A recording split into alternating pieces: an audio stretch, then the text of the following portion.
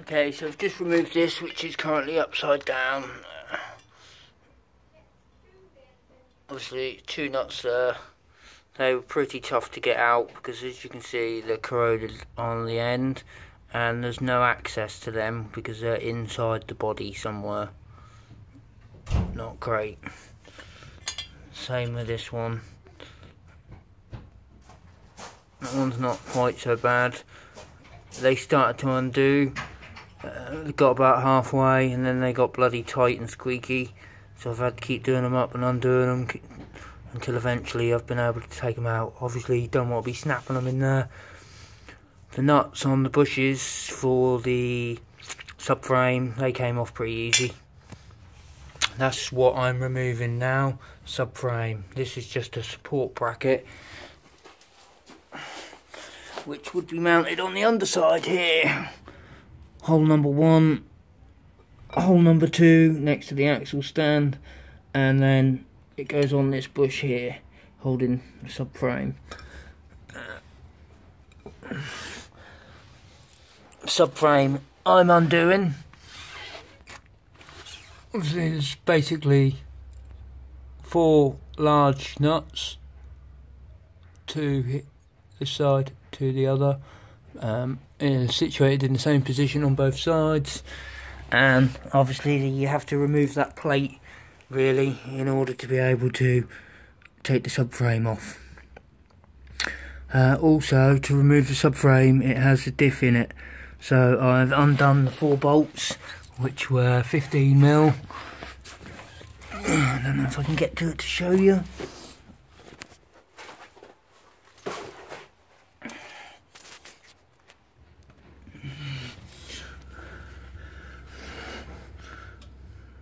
Essentially that, as you can see, it's coming apart because I've removed all the bolts and I've already separated them. There's like a little lip that holds it in place so it doesn't just drop on you. Right next to it here are the bolts that hold the diff into the subframe. There's 2 at the front and there's 2 at the rear. I couldn't gain access to the 2 at the rear without first dropping the subframe down a little bit. Obviously you can remove the subframe and the differential as one unit along with, you know, all the drive shafts and everything as well if you want. However, this is all being done one man, so I have no help at all, so I have to do it in a manner that's safe. Obviously I'm using my jacks to support the subframe while I've lowered it down. Then I'll come to the back.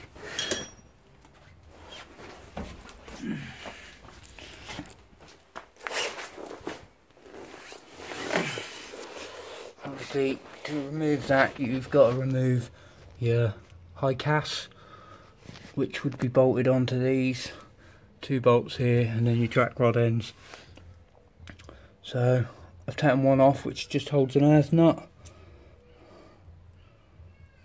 There's a little washer that allows you to put an earth on, something to do with the high cas I think, or just an earth for the gearbox, the diff maybe.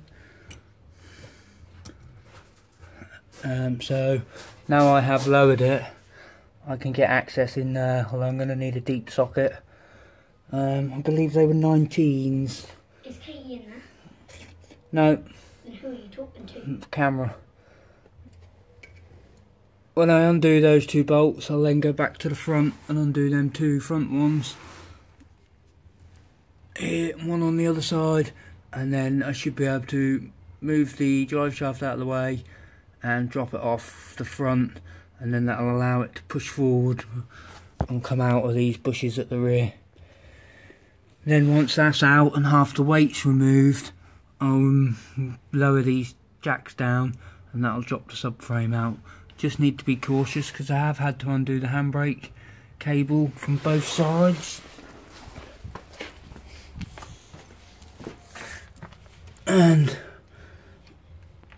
obviously that's where I've undone it from, little plate. On the other side it broke unfortunately, so I'll have to drill it out and re-thread it or put a nut and bolt in.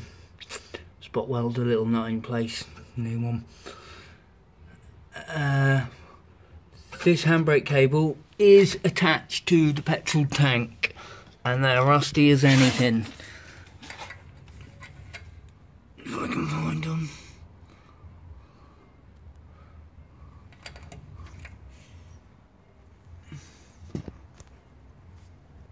In there somewhere.